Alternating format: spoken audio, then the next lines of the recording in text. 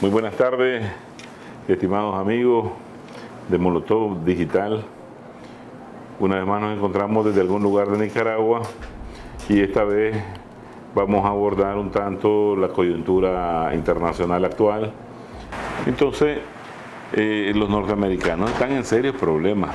Sí. Tienen unos niveles de inflación que lo lleva a por lo menos 40 años atrás. Yo miré una película, Los Tres Días del Cóndor, allá por los años 70, Sí, me acuerdo. Sí. que es sobre la central de inteligencia, ¿verdad? Con Robert Redford. Y hay una trama ahí, pues, de un killer, esto y lo otro, no lo voy a contar para que los amigos de Molotov Digital la busquen y la vean. Pero la trama ahí, yo me acuerdo de la conversación ya entre el operador de la CIA, el tipo, cuando se encuentran y le dice, ¿cuál es el problema? Le dice que cuando el galón de gasolina suba a $1, aquí va a haber un levantamiento. Y entonces uno tenía como referencia en Estados Unidos que si el McDonald's o la gasolina subía más de $1, ahí había crisis. Ahora vale 6. Así, Imagínate. así es. Ahí salió un loco al principio de la crisis diciéndole, Putin, te voy a mandar la factura, ¿te acordás? Porque estaba asustado de cuánto estaban pagando por la gasolina. Entonces, la opinión política pública que existe sobre la administración Biden es difícil. Biden prácticamente no goza de ningún tipo de popularidad. Esto va a afectar a los demócratas en las elecciones de medio término. Y entonces el mismo pueblo le va a pasar como en Vietnam. Ya no van a decir qué están haciendo nuestros chicos allá cuando están recibiendo el montón de ataúdes de los caídos en combate en Vietnam. Ahora van a estar diciendo qué están haciendo nuestros dólares en Ucrania. Tráiganos para acá. Entonces, de todas maneras, hay un despertar sobre la mala administración norteamericana en el hemisferio, en su propio país, pero más sobre su desproporcionado egoísmo ilustrado. Sí. Al final, la gente te dice, los especialistas en política exterior norteamericana, ya no debieran de hablar de la doctrina del buen vecino, sino del mal y pésimo vecino. ¿Ya? Entonces, por un lado, la cumbre del ALBA fue una respuesta anticipada, política correcta, donde le dejaron entrever, para que tal vez como chavalitos se copiaran en el examen, que los pueblos están urgidos de hacer. Comercio simétrico, respeto mutuo, Sí. más que integración, porque la integración a mí me suena mucho a lo metálico, ¿verdad? Unidad continental, Claro. unidad, solidaridad. Hay un despertar en estos conceptos y la verdad es que cuando nos ponemos a ver el avance que ha tenido la verdadera izquierda, la izquierda luchadora, hermano, Sí. la cubana, la nicaragüense, la venezolana, la boliviana, Ecuador también ha tenido una enorme lucha y así muchos pueblos más. No me inclino con algunos que están ahora llamándose izquierda, que ya llegaron al poder, ¿verdad? Y que a veces vos no sabés quién los puso en el poder, ¿verdad? Cómo lo lograron, eso hay que definirlo. Pero entonces, este grupo antihegemónico que está dando la batalla está armando un camino, trazando un camino para que rápidamente, prontamente los pueblos se integren. Parece mentira, en el mundo se habla de una hambruna. Biden comenzó a hablar y lleva apenas unos segundos y de la sala él dijo que la democracia volviera a ser el pilar de esta alianza. Y desde la sala le gritaba a una mujer, alimentos, energía, medio ambiente, o sea, le está diciendo, enfócate, Sí. enfócate en lo que la gente está padeciendo. Sí. No te hagas el sordo, el mudo, el ciego. como se salió ahí este senador de Texas, republicano Ted Cruz, donde le están diciendo que por qué en Estados Unidos es el único lugar en el mundo donde esas masacres ocurren de manera permanente. Lo que el periodista le insinuó en varias preguntas es mencionar que hay que modificar la enmienda que te permite a vos tener las armas que vos querrás. Pero claro, si él lo hacía, se echa a ese monopolio vendedor de armas encima y por debajo no le va a pasar el cheque, ¿ya? Porque eso sucede, es parte de la corrupción interna. Bueno, casualmente en estos días salió el hijo de él. Sí. Salieron más fotos del hijo de él con una prostituta en un hotel, drogado y con armas, desnudo y con armas, ¿no? Que además ya es un caso crónico, claro. Pues, el caso del hijo de Joe Biden, Sí. que además tiene amplísimos intereses gasíferos en Ucrania. Así es, y muy ligado a los laboratorios biológicos, ¿verdad? Que ellos lo ven como También, un negocio. así es. Entonces, pero también AMLO, López Obrador, está incriminando a Ted Cruz y al chaparrito, senador de Miami, Sí, Marco Rubio, de que ahí tiene un montón Sí, claro. de documentos ligados a la corrupción proveniente de la venta de armas. Sí. Entonces, hablemos un poco de esas masacres que han habido últimamente, que prácticamente una tras otra, y uno no sabe cómo analizarla, porque a veces vos preguntás, ¿quién fue el tirador? Un latino. ¿Quién fue el tirador? Un afrodescendiente. Porque ellos juegan ahí con la minoría. Y como los Estados Unidos es un polvorín en la actualidad, ¿verdad? Ahí hay muchos elementos para que esa pólvora inmediatamente está ahí, se encienda. Todo el mundo, cuando te digo todo el mundo, todo el planeta está hablando en el campo estudioso hasta de una guerra civil. Y no es nuevo, eso ya tiene varios años. Entonces, como que se están colocando todas las estrellas, se están alineando todas las estrellas para que ahí de repente haya algo y muy grande. Sí, además hay toda una polarización espantosa, sobre todo entre republicanos y demócratas, pero cuidado, el mismo Biden ha perdido mucho apoyo entre los mismos demócratas, ¿no? Y entre los mismos latinos y incluso entre la población negra. Claro. Pero lo que voy es que o sea, hay una sobrepolitización de la población y es una politización sumamente polarizante, ¿no? Entonces, si vos en una discusión, en determinados círculos, decís una cosa que no cae bien, te dejan de hablar, te cancelan o te dicen de todo. Te lo digo porque yo regularmente encuentro gente que viene de la solidaridad, ¿no?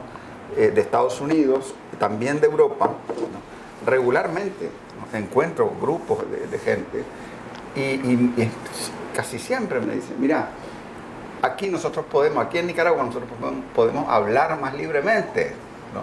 Si las cosas que nosotros estamos platicando ahorita yo las fuera a decir entre mis amigos allá en Estados Unidos, pero es que me retiran la palabra, ¿no? Claro. Entonces, el problema es que, o sea, crearon toda una situación con toda esta contradicción, con digamos, el trumpismo, ¿no? Y el globalismo, ¿verdad? Porque hay que decir que de los globalistas hay, por ejemplo, muchos de la vieja guardia republicana que están también en el mismo campo prácticamente, o sea, Bush y toda esa gente, ¿no? Están prácticamente en el mismo campo que los Clinton y, ¿no? Los Biden y toda esta otra gente, ¿no? Mientras que Trump, que no es ningún pobrecito, es un supermillonario, ¿verdad? Pero él no es el que tiene el poder en el estado profundo de Estados Unidos, eso tenemos que estar claros. Claro. Pero él tiene el apoyo de toda la gente que está indignada con el sistema, pero que es súper de derecha, ¿no? Claro. O sea, hay gente que está muy indignada de los dos lados, ¿no? Y hay gente que tiene razón de estar indignada, Pero además no solamente es eso, sino que tenés la cuestión racial, tenés la cuestión de género, que hoy en día, que eso ha sido lo más divisivo, ¿no? Porque no es un problema de derechos de las mujeres, sino es un problema de respeto a la diversidad sexual, sino que es sencillamente que esta gente dijo, yo puedo ser del sexo que yo quiera, ¿no? Entonces cualquier hombre se puede meter al baño de las mujeres, ¿verdad? Hacer cualquier cosa y decirle, no, a la mujer decirle, es que sos vos la que me está oprimiendo porque vos sos heteronormativa, eso, ¿no? ¿Verdad? Entonces, o sea, en realidad es una estrategia para que la gente se maten unos a otros, ¿no? Entonces se está creando la tormenta perfecta, claro, para que se dé toda una verdadera guerra civil en Estados Unidos, ¿no? Incluso también en Europa hay una polarización enorme también como estamos, pero es peor en Estados Unidos, diría yo. Claro, están destruyendo valores y con eso van destruyendo su propia sociedad. Porque mira, no es que uno amanezca, ¿verdad? Y apenas abra los ojos diga, voy a tirarle a Biden, voy a tirarle al gobierno norteamericano. Y como que sin eso no estuvieras tranquilo, pero cada headline, cada encabezado de los periódicos, ¿verdad? O en las redes sociales o en las páginas web que vos habrás, ellos aparecen como un elemento problemático, local y global. ¿Cómo es posible que por un lado se está dando una masacre, ¿verdad? Y vos tenés la suficiencia para comprarte la arma que vos querrás, y entonces como gran noticia te ponen que en ese día, después de la masacre, se vendieron no sé cuántas pistolas Glock, ¿me entendés? Eso a cualquiera le entristece. A alguien que ama la vida, que sobre todo los claro, niños en las escuelas y todo eso. Por otro lado, vos mirás de que están mandando el montón de dinero a Ucrania, dinero que le deberá de servir a ellos para invertir en la pequeña y mediana empresa, como aquí, claro, ¿verdad? Se está haciendo para rehabilitar la economía, que ellos la tienen bien dañada. Lo que están haciendo es destruir la pequeña y mediana empresa a nivel global, con todo lo que ha pasado en los últimos 4 años. Y entonces envían plata y armamento a Ucrania, y a Alemania le están comprando leche, porque no tienen para su bebé. O sea, es un cuadro dantesco. Y los familiares nuestros que están allá, los amigos nuestros que están allá, con los cuales hablamos, ellos nos dicen, es increíble como estos cheles, ¿verdad? Lo ven, pero no es que no lo analizan, muchos ni siquiera lo entienden. Claro. Y otros ni siquiera lo ven, ni lo pueden combinar en un análisis, porque están locos por ir a ver la película que ahorita se va a estrenar sobre el Hombre Araña, sí, sobre Top Gun 2, ¿me entendés? Y entonces estás esperando a qué hora sale el nuevo no sé qué equipo de teléfono, cualquier cosa, menos sobre la realidad que está amenazando tu condición social, tu condición política, tu económica, ¿verdad? Y tus derechos. Entonces, es bastante lamentable lo que ocurre allá. Yo creo que los pueblos están respondiendo, porque a la par de esta mal llamada Cumbre de las Américas, se dio una cumbre de los pueblos. Y entonces ahí los pueblos lograron organizarse, hablar sobre aquellos problemas que sí enfrentan nuestros pueblos, cómo hay que organizarse para avanzar en una agenda propositiva, positiva, de desarrollo, de futuro. Decía el director del Servicio de Inteligencia de Política Exterior de la Federación Rusa, Sergei Narishkin, una semana antes que se iniciara esta cumbre de las Américas, que ellos ya sabían que iban a tratar de hacer un consenso y que pusiera en la esquina, ¿verdad? En la esquina crítica a Rusia por la operación militar especial en Ucrania. ¿Ya? Entonces, ya lo lograron una vez, si usted acordás, en el Consejo de Derechos Humanos de la ONU. Entonces ahora ellos van a tratar de hacer eso, pero les está saliendo difícil. Porque tanto China, como decía al inicio, y Rusia están entrando al continente sin pretender alterar ningún tipo de equilibrio de poder o balanza de poder que aquí existe.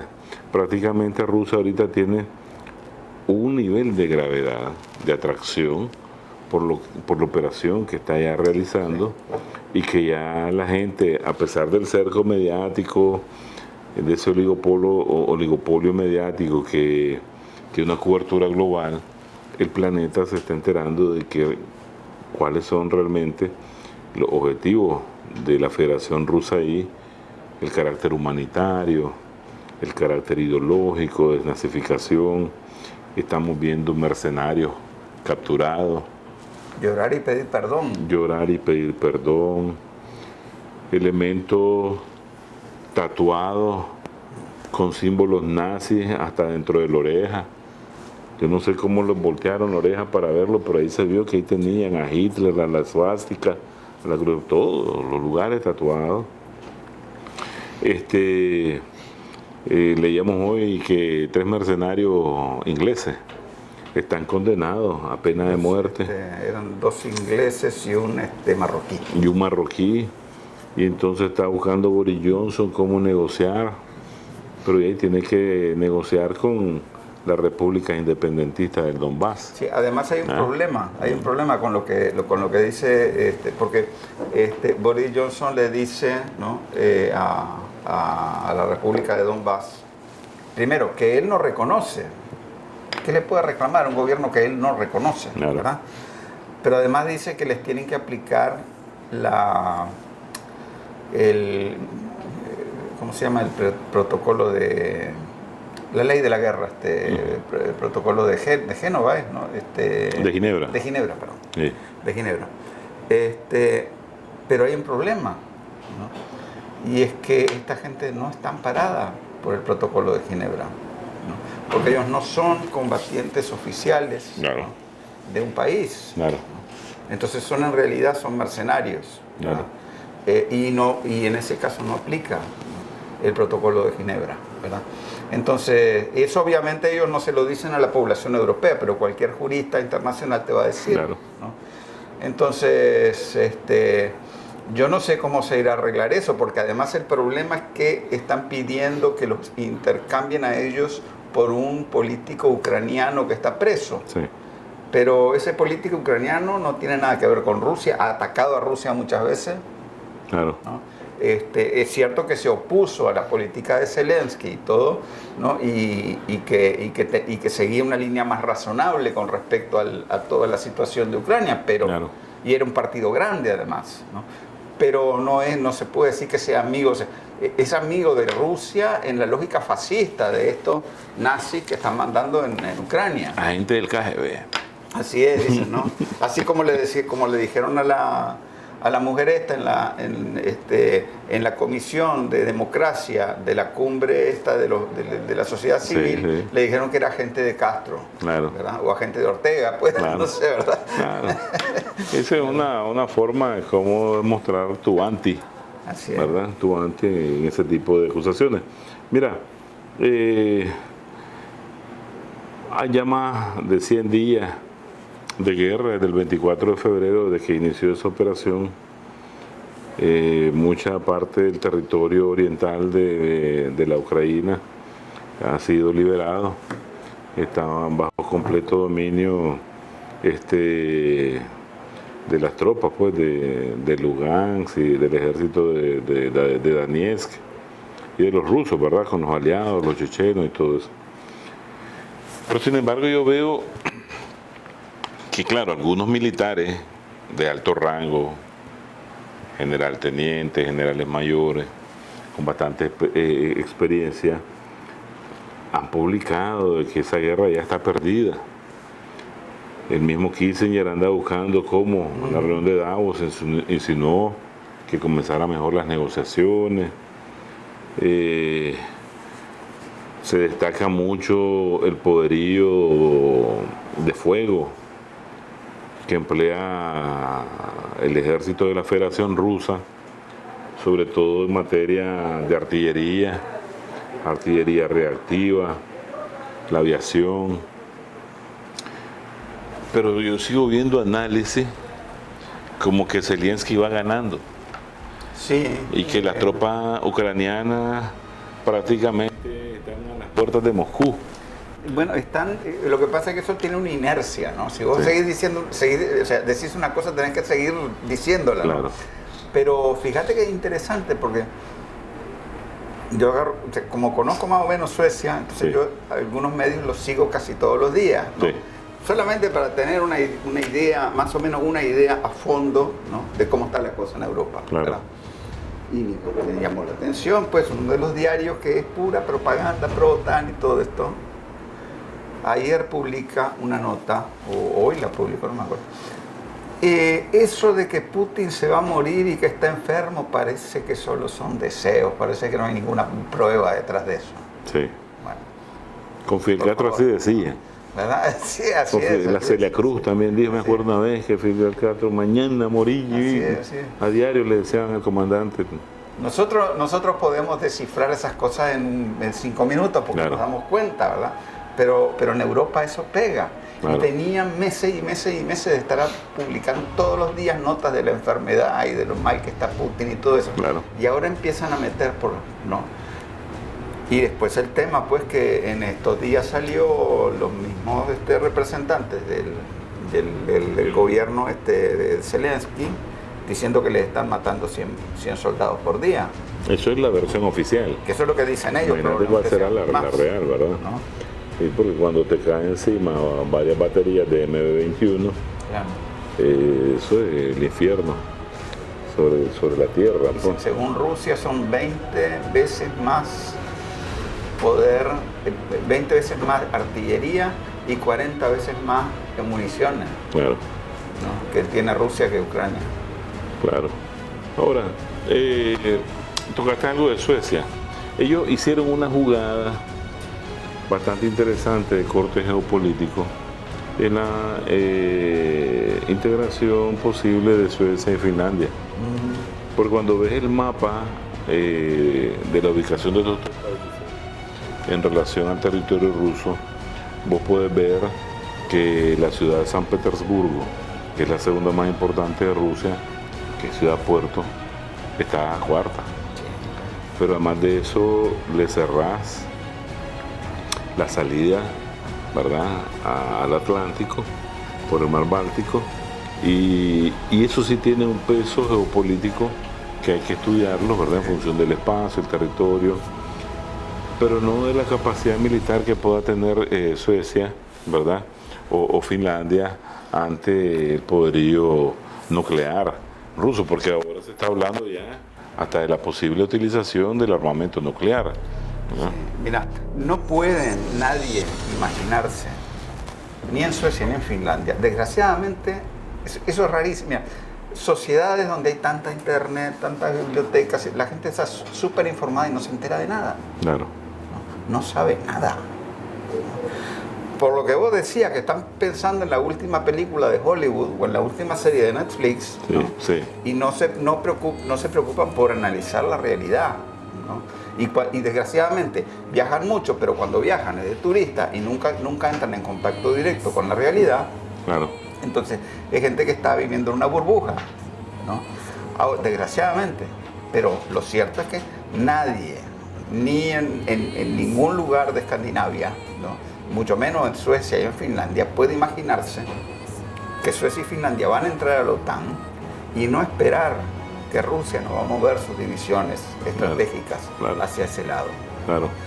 Y además que el problema es que les han vendido una visión de la historia totalmente deformada, ¿no? La historia de toda la guerra de invierno entre la URSS, ¿no?, y Finlandia, ¿verdad?, era mucho más complicada de lo que ellos dicen, ¿no? Que fue que la URSS atacó a Finlandia. No es cierto. La URSS se reunió con Finlandia y le dijo, mire, les vamos a ofrecer un trato, les damos estos cientos de kilómetros más de lo que ustedes tienen, Claro. ¿no?, a cambio de que no se nos acerquen mucho, ¿verdad?, a nuestros intereses estratégicos. Y obviamente, los gobernantes finlandeses que estaban muy cercanos a la Alemania nazi, eso también hay que decirlo, ¿verdad?, claro, claro. Y estaban muy cercanos, todavía con la memoria muy fresca, de su apoyo al bando blanco en los primeros años de la Unión Soviética, claro, ¿no?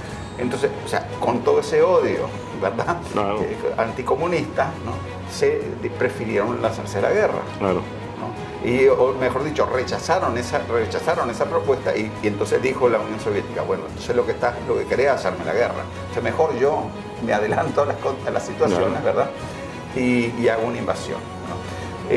Bueno, a lo que voy, ¿no?, es que, o sea, todo eso y lo que llegó después, la caída de la Alemania nazi, ¿no?, y el hecho de que Rusia, o sea, la URSS, ¿no?, dijo, miren señores, mucha tranquilidad, usted Finlandia tiene que ser neutral. Y Finlandia dijo, sí, tenemos que ser neutrales. claro. ¿Verdad? Y Suecia, que jugó un papel muy oportunista en la Segunda Guerra Mundial, ¿no?, dijo, sí, nosotros, claro, somos garantes de la neutralidad. Pero el problema es que le hicieron olvidar todo eso a la gente. Claro. Por ejemplo, en Suecia, la mayoría ha sido enorme, ¿no?, enorme en contra del ingreso de Suecia a la OTAN, hasta hace unos pocos años, ¿verdad?, con toda esta locura de propaganda anti-Putin y anti-Rusia, ¿no? Entonces, ¿qué es lo que pasa? Ahora le metieron, o sea, metiéndole miedo a la gente, ¿no?, metieron esta iniciativa de solicitar el ingreso a la OTAN sin siquiera hacer un plebiscito. Claro. Ya venía un movimiento bastante profundo de la derecha en toda Europa y también en los escandinavos. Entonces tenemos prácticamente, para ir concluyendo, un cuadro de la coyuntura internacional muy interesante. Sí. Vemos a una Alemania que por un lado dice Scholz, vamos a enviar armamento tal tipo, con tal y tal característica, y de repente su ministro de Defensa dice, pues eso no lo tenemos, ¿verdad? Entonces, por un lado juegan una postura amenazante a Rusia, por debajo le están comprando el petróleo, el gas en rublos. Los Estados Unidos también calladitos, le están pagando y en rublos. Vemos un rublo bastante fuerte, una respuesta bastante calibrada de Rusia que está transformando el orden mundial. Francia anda bastante cerca de las posiciones de Alemania y Italia está más inclinada, como Hungría, hacia Rusia. Entonces también se ve una desunidad europea, sí, enorme. Muchos analistas están explicando de que al final de todo este conflicto, que todavía nadie se atreve, algunos sí te dicen cuándo se va a acabar, Alemania va a quedar con las mejores relaciones continentales con Rusia, porque son dos escuelas geopolíticas del poder terrestre. Se les va a pegar Francia, ¿verdad? Por gravedad igual Italia, que las tiene muy bien con Rusia. Acuérdate que las tropas bacteriológicas, biológicas de Rusia entraron a Italia a ayudarle con la pandemia del COVID. Sí. Hay cosas ahí que no todo el mundo las maneja, y que al final inclusive se está hablando, si la crisis se incrementa, hasta de la desaparición de la OTAN. Estamos viendo que esta es una operación de corte de planeación estratégica, que al inicio del conflicto nadie te podía asegurar que íbamos a estar viviendo situaciones o viendo situaciones de crisis, porque nosotros en el buen gobierno estamos bien, los europeos están muy mal, tienen escasez, desempleo.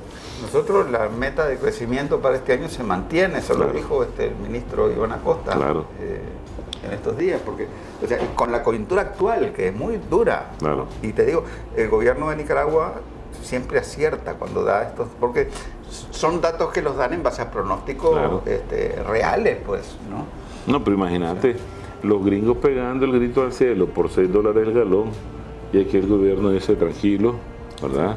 Mantenemos el precio, relajado, todo el mundo haciendo lo que tiene que estar haciendo por la construcción de la patria. Entonces, allá no lo entienden. Así es. Y te llaman y te están explicando cómo es eso. Porque si yo aquí no pago, no es hecho gasolina. Entonces le digo, así ya mira que la situación está crítica, a pie o en el bus. Sí, ¿verdad? claro. Porque entonces Pero nosotros... también, por ejemplo, nosotros aquí cambiamos la matriz energética. Claro. Hemos disminuido la dependencia del petróleo. Claro. Y la otra cosa, pues, que aquí el 90% de la comida y esa es otra cosa. Se produce aquí. Y esa es otra cosa. La salud, con la mayor red de hospitales en Centroamérica, ¿verdad?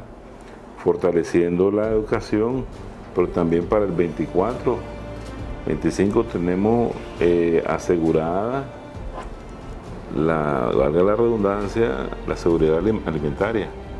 Eso es, por eso es que los gringos están preocupados con nosotros y con los cubanos y con los venezolanos. Ya viste que llegaron a ellos a buscar ahí cómo hacer negocios con el petróleo que tienen, que no tienen abundancia. Entonces, ante una coyuntura como la que estamos nosotros analizando hoy, el liderazgo es importante. Depende del liderazgo de cada país, así va a ser como ese país va a llegar a un puerto seguro. Y hasta ahora nosotros tenemos un capitán que marcha acertado y nos está llevando en un mar de crisis global a puerto seguro. Pues es importantísimo porque el mundo está hablando de hambruna. Se reunieron ahí en la conferencia con Turquía para ver la salida del trigo.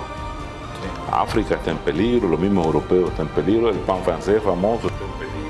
Turquía tiene una inflación del 70% y hay otro país, el Líbano, tiene el 90%. No, y mira, Turquía con Erdogan ahí, que él es bien hábil, tiene serios problemas. Además no todos ellos son turcos, es una nación multicultural. Y entonces está allá tirando luces rojas como un país problema.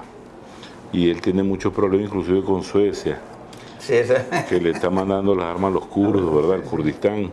Entonces, hay todo un escenario coyuntural. Es probable que Suecia, Turquía le va a hacer pagar un precio altísimo a Suecia. Claro, y a la OTAN por darle un cheque en blanco a ver si les permite la entrada y todo eso.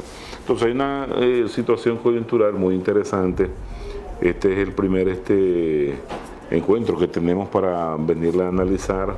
Estamos punteando apenas temas, ¿verdad? Que después podemos establecer uno o dos principales. Lo importante es que la conferencia de la América nació muerta, no va a tener ningún impacto, no se compara en nada con los resultados positivos que tuvo nuestra cumbre del ALBA, ¿verdad? La unidad continental sigue avanzando y en el caso nuestro vamos por buen camino, vamos con éxito y vamos con confianza en el futuro, aun cuando sabemos que el mundo está en crisis.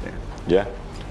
Entonces, te agradezco, hermano. Bueno, gracias, y a ustedes, amigos de Molotov Digital, gracias por seguirnos y siempre desde algún lugar de Nicaragua con ustedes compartiendo la coyuntura internacional.